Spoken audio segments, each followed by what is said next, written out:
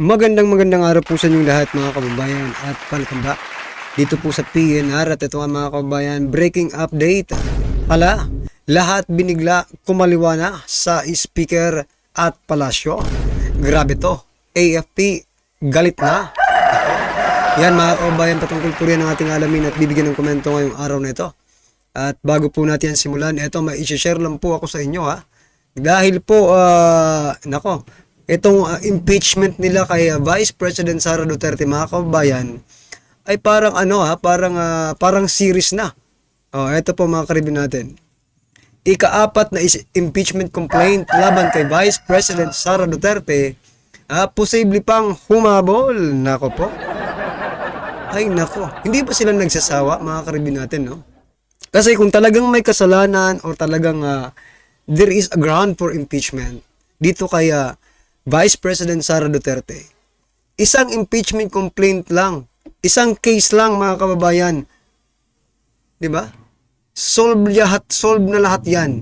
Hindi mo na kailangan mag 2, 3, 4. Kahiya-hiya na po yan, kumbaga, no? Nakakahiya na po yan kasi iisipin po ng taong bayan, ano ba yan? Ang dami ng impeachment complaint, no? Ang dami ng impeachment case against Vice President Sara Duterte. Wala namang nangyayari. Ibig sabihin, mga kababayan, no? They are just using Vice President Sara Duterte for them to become popular. Diba? Kasi nga, yung iba dito, tatakbong senador, tatakbong representatives. Kaya yan, kahit mga walang kwenta, sige, go lang sila ng go. Diba? What I'm trying to point out, kanina nga sinabi ko, kahit isang impeachment complaint lang, kung talagang totoong may kasalanan si Vice President Sara Duterte, wala na yan. Tanggal yan agad. Isang impeachment lang. Bakit kailangan mo pa ng maraming impeachment complaint? Di ba? Kung talagang may kasalanan. Ang problema nga, nawala sila sa kanilang stick to the plan because wala naman talagang kasalanan ang ating Vice President Sara Duterte. Yan pa ang kapanipaniwala kaysa sa gumawa kayo ng mga kung ano-anong complaint dyan, di ba? Ito mga kabayan, simulan na po natin. Panoorin at bigyan ng komento ang video ito. Ito na po. Sawa na ang bayan ko sa magnanakaw na tao.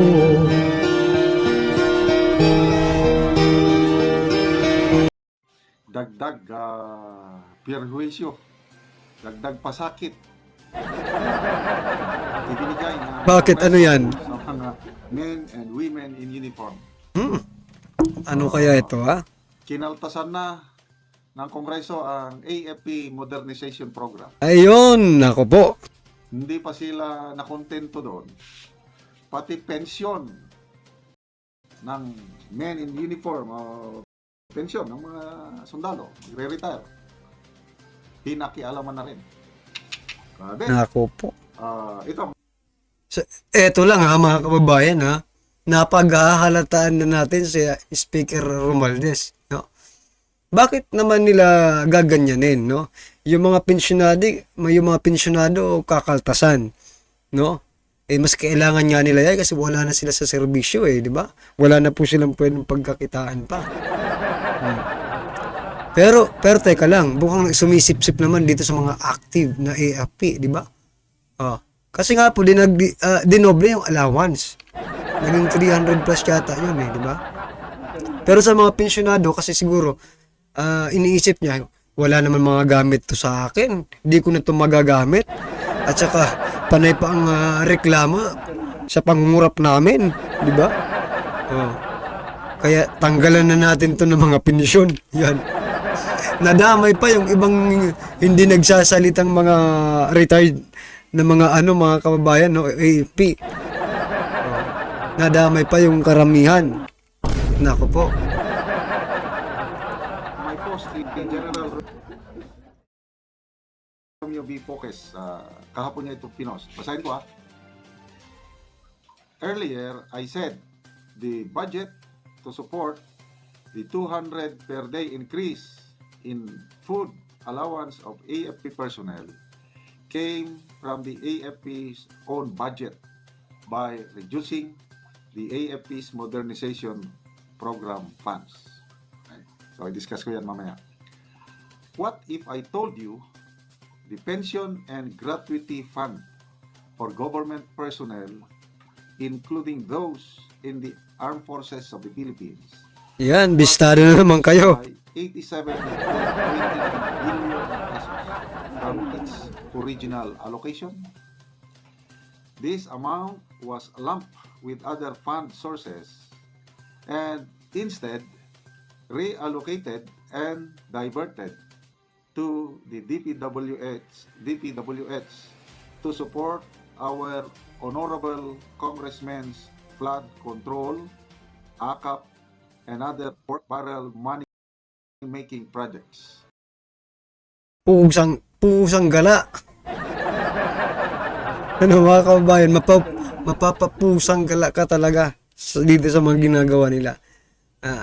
O yan, nagkakabukingan na, nagkakabistuhan na. Yung mga tinanggal ninyong pondo, yan na nga po yung sinasabi ko nung una pa lang di ba? Na maaaring itong tinanggal nila dito sa iba't ibang mga departamento, yung pagbabawas nila at hindi na nila pagbibigay ng pondo sa ilang mga departamento, mga kababayan, ay dito talaga gagamitin. Dito sa DPWH at sa akap-akap na yan. Bakit? Diyan po kasi sila, mukhang legal. Yan mukhang legal po ang kanilang pagnanakaw dyan. Bakit? Nasa batas Nandyan sa batas ibibigay mo lang ayuda. Diba? Ang tao, tumatanggap yan kahit magkano, hindi po yan nagtumutotal, Hindi ang tao, hindi sasabi na, ang lit naman ito, ang laki ng budget natin, di ba? Hindi po. Kung magkano lang ang ibigay ninyo, yun lang ang tatanggapin ng taong bayan. You know what I mean, mga karibin natin? Let's say, sa 10 pisong budget ng isang tao, bigyan mo yan ng 5 piso, hindi na po yan naaangal, Libre yan, mga karibin natin. Pipila ka lang maghapon, libre na. Ang problema, ano ang problema? Yung magsasuffer or magsasacrifice is yung mga nawalan ng budget. Yung mga binawasan ang budget, sila po ang magsasacrifice for them. For them to make legal corruption. Yung Concerned AFP and other men in military and uniform personnel pensioners, sorry for you. The honorables increase the DPWH budget by almost 289 billion from its original allocation of 825 billion to fund their pet projects. At 1.1 trillion, the honorables violated the Constitution, which provides that the DepEd, not the DPWH, must have the highest allocation in the yearly national budget. What are they in power for? Anyway, grabe. So, dito muna tayo sa yung pag-increase ng food allowance ng mga sundalo. Personally, tuwan-tuwa ako niyan dahil ang laking tulong niyan. Napakaliit po yung sa ngayon pa lang 150 pesos per day. I believe nung 2015 bago ako mag-retire, yan na yung food allowance namin. So 2015, 9 years na ang nakakalipas, yan pa rin. Hindi na talaga kasya. Kaya nung i-announce ng Speaker of the House through talagang sinadya yung sinadya yung pagtawag. Speaker of the House, i-announce niya sa Chief of Staff na tell our men na-increase na natin ang kanilang food allowance. Again, sabi ni General Pokis, that's a dishonor. That's a disservice. Pang-iinsulto sa mga sundalo. Shameless, sabi ni General Pokis. Bakit daw? Bakit? Ano ang karapatan ng Speaker of the House Yun. mag-announce ng food allowance ang mga sundalo. Wala siya sa chain of command. Yun, mga kababayan, no? Ano ba? Ano bang maitatawag natin dito kay Tambaluslos? Sumisip-sip ba sa kasundaluhan? Kaya siya mismo ang nagsabi. But then again, mga kababayan, sabi nga po ni isang retired general din po ito, si General Macanas, yung nagsasalita, mga kababayan. Okay? Sabi niya po, talaga rin naman, kahit i-search po natin sa Google,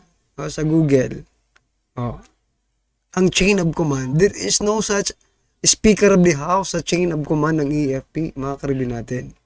Ang Commander-in-Chief po ay ang Presidente. No?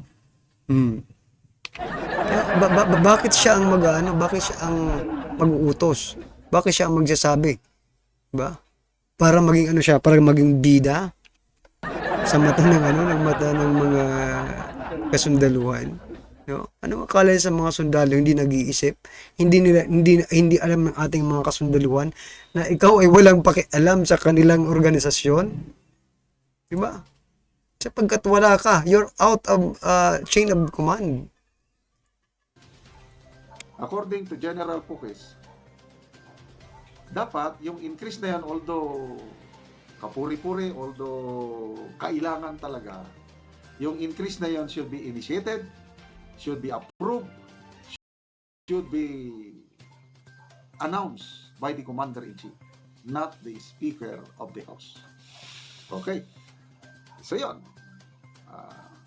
Sinadya, sabi ni General Pukis, sinadya na talagang ipa-cover ng habang kinakausap niya ang Chief of Staff. Sinadya na nilabas sa para propaganda daw for political purposes. Sabi ni General Pukis, kaya very shameless. So, yung pala, in-increasean yung food allowance, kinuha pa rin doon sa modernization fund. So, kita nyo ginagawa nila sa process ng Pilipinas. Ito ngayon, alaman natin na pati pensyon, pondo ng pensyon, pinakialaman nyo, ang laki 87.29 billion pondo para sa pensyon. So, eto na nga mga kababayan, ang proof, no? Ito na po yung proof na hinahanap natin doon sa mga sinasabi ng ating mga kababayan na baka isang araw, no? Kayong mga nanunungkulan sa gobyerno, kayong mga empleyado ng gobyerno, wala na kayong makuha sa pagtanda ninyo sapagkat pinamimigay na ngayon. Sa PhilHealth, SSS, GSIS, Pag-ibig, ginawa po through Land Bank. I think nilagay po sa Maharlika Fund, mga kababayan, no? Iba rin yung PhilHealth. Eto naman, mga pensyon ng mga retired, no? Nating mga kababayan na mga EFP. Binawasan din naman. Baka sa susunod na taon, mga kababayan, mayroon bang mga ganyan rin siguro nagbabayad rin naman yung mga teachers, no? Kasama na po sila sa nabudol doon sa SSS at saka GSIS at Pag-ibig. Baka nga isang araw, wala na po kayo, pagtanda ninyo, kukuha kayo ng pensyon ninyo, wala na. Naubos na ditong administrasyong ito. Sapagkat kaliwat kanan po ang kanilang pamimigay, pamumudmod ng pera kahit wala naman sa sakuna. Is it really necessary, mga karibin natin? Tanong lang, is it really necessary na magbigay sila ng ayuda? No? Or bigyan sana nila ng sustainable na solution na hindi puro ayuda lang, mga kababayan. Ang ayuda, 1 to 2 weeks, wala na po yan. Pero pag binigyan nyo, tinuruan nyo pong magtrabaho ang bawat isang Pilipino, nako, asahan nyo po, baka buong taon, pag binigyan nyo lang sila ng trabaho, no? Hindi na po aasahin sa gobyerno as long as may trabaho po, no? Sustainable na na resources or source of income. para maging ano naman, para maging independent, no? Hindi po maging dependent sa ating gobyerno. Nakakahiya nga po eh, no? Tayong mga Pilipino, sobra na po tayong dependent, no? Sa gobyerno. What if hindi rin, kasi sila kasi talagang ano eh, kung wala rin namang ayuda, wala rin namang di ba? Wala rin namang pipila diyan para maghumingi ng ayuda. Kayong taga-gobyerno talagang may kasalanan. Stop the ayuda. Tell your men to work. Walang nangyayari pa, ulit-ulit lang to. You know what, mga karibin natin, kung ngayon nalalakihan na po kayo sa budget natin,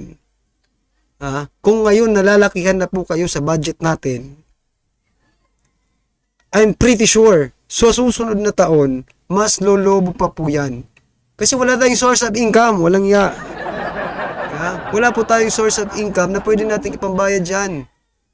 Yung tax, sabagay, yung tax, di ba? Yung tax, okay, tax. Sa tax lang tayo lagi, ano. But anyway, ano po ang inyong opinion, reaction patungkol po sa video ito, i-comment lang po sa baba. Para at least alam po natin mga kababayan ang inyong opinion. Maraming salamat po. Sawa na ang bayan ko sa magnanakaw na tao.